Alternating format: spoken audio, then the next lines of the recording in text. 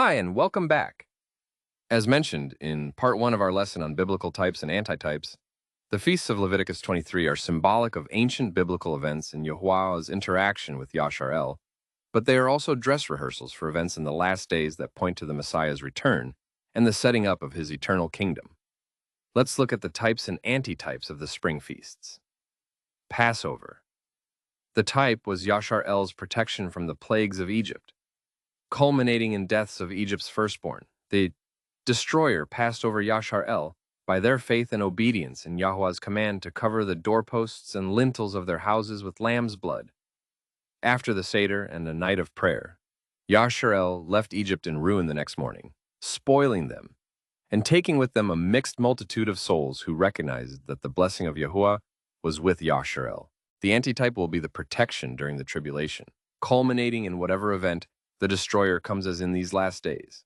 Again, Yahuwah's elect will be protected, this time by their faith in the blood of Yahusha, the Lamb of Yahweh. There is also going to be the Seder and a night of prayer.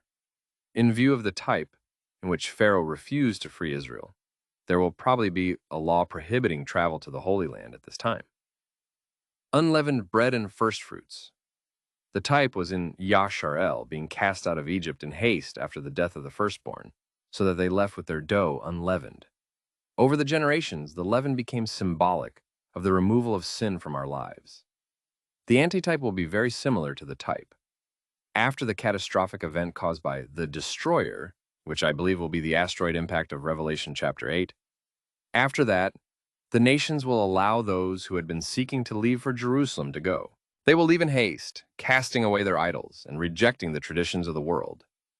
They are the 144,000 and those of a mixed multitude that go with them. They are the first fruits of the living saints. They go first. For proof of this, please read Zechariah chapter 8, verses 20 through 23, chapter 12, verses 1 through 12, and Revelation chapter 7, verses 1 through 9. This is all end times prophecy contained in the books of the prophets, which most religions teach is not really necessary for salvation. Let's go back to the 144,000.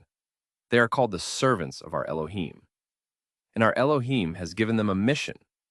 They are sent out to the nations with the last plea for repentance and salvation before the final judgment falls upon the earth.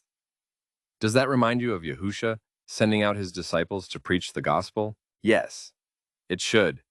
There is type and antitype again. The 144,000 are the fishers of Ezekiel chapter 47.